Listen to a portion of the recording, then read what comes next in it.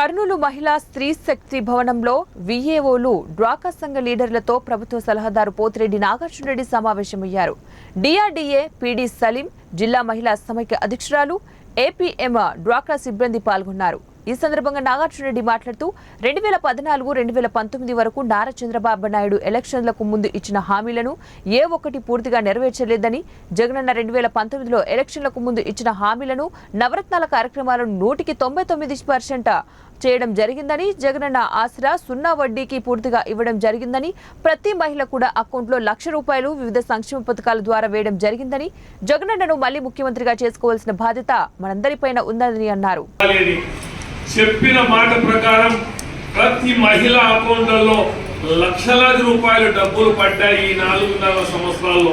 ఇది వాస్తవమా కాదా అని కూడా మిమ్మల్ని అడుగుతున్నామా? వాస్తవమే కదా?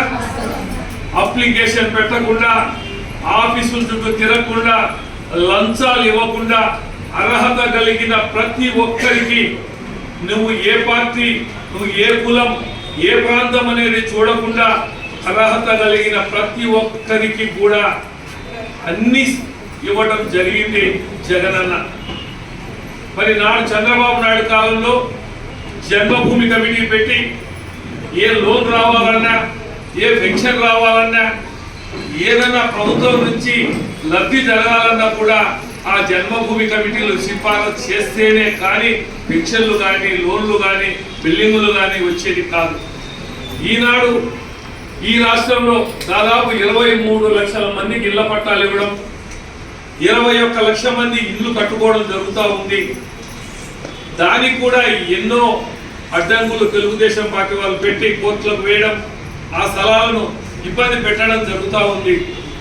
కాబట్టి ఇవన్నీ మీరు ఆలోచించండి. ఈరోజు జగనన్న ఒకటే ఆలోచిస్తున్నాడు, నాయకులు ఎవరు పోయినా కూడా నా వల్ల లబ్ధి జరిగి ఉంటే మీరు